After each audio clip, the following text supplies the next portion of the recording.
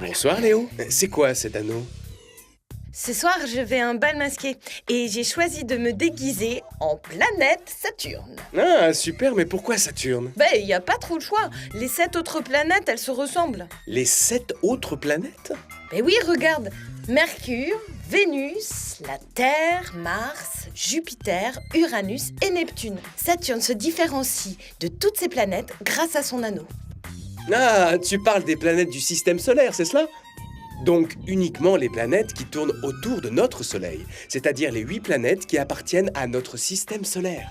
Mais il y en a bien d'autres, tu sais, on les appelle exoplanètes. Vraiment? Chers téléspectateurs, bienvenue dans l'émission La Tour des Sciences, le programme qui répond aux questions auxquelles vous ne trouvez pas de réponse. Et aujourd'hui, nous allons parler des nouvelles planètes. Et combien il existe de planètes?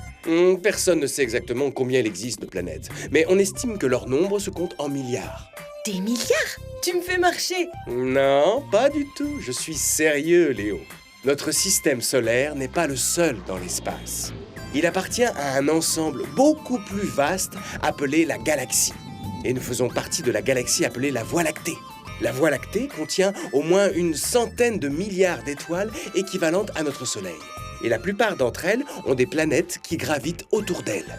C'est ce qui explique l'estimation du nombre énorme des planètes, même si on ne les connaît pas.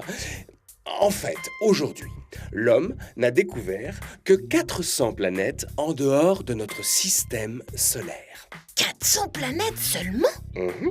Il nous reste donc un énorme travail à faire. Oui, le travail à faire sera très long, mais tout à fait passionnant.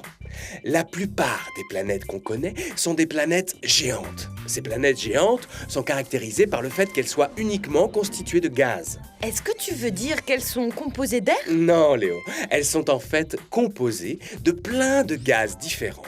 Et nous pouvons facilement les représenter. Regarde. Aucun humain ne peut survivre sur ce genre de planète. Toutefois, dans l'espace se trouvent aussi des planètes solides où l'homme pourrait vivre un jour. Regarde. La planète récemment découverte, WASP-12b, est caractérisée par sa température élevée.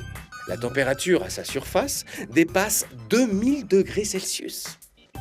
On a aussi découvert la planète GJ 436b dans le système Gliese 436b.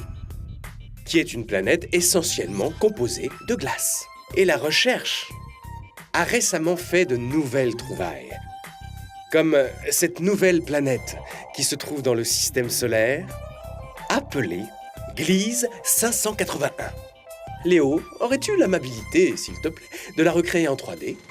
Je vais essayer. Ça, c'est un ballon, Léo. Concentre-toi, tu vas y arriver, allez! Très bien, Léo. Cette planète représente une formidable opportunité pour l'humanité, parce qu'elle est très semblable à la planète Terre. Les scientifiques estiment que la température à sa surface est proche de celle de la Terre. Puisqu'ils pensent qu'elle varie entre 0 et 40 degrés Celsius, ce qui pourrait permettre la découverte de l'eau à l'état liquide à sa surface. Une planète qui ressemble à la Terre? Tout à fait. C'est une planète que l'homme pourrait sûrement habiter un de ces jours. En revanche, c'est une planète qui est vraiment très très éloignée de la Terre. Alors, pour le transport, je te cache pas qu'on verra plus tard, n'est-ce pas, hein? Il faudrait qu'on s'organise. Bon voilà, nous sommes arrivés au terme de l'épisode d'aujourd'hui. Gardez la tête dans les étoiles et, s'il vous plaît, faites-nous confiance pour continuer de vous faire voyager. Au revoir. Au revoir. Et Sam, tu fais quoi? Non, rien du tout. C'est une fusée que j'ai créée pour... on va l'utiliser dans l'épisode concernant le voyage dans l'espace. Ah, d'accord. Je croyais que tu te préparais pour aller au bal masqué, toi aussi. Oh, tu sais que malheureusement, mes recherches ne me laissent pas assez de temps libre, voyons. Bon au revoir.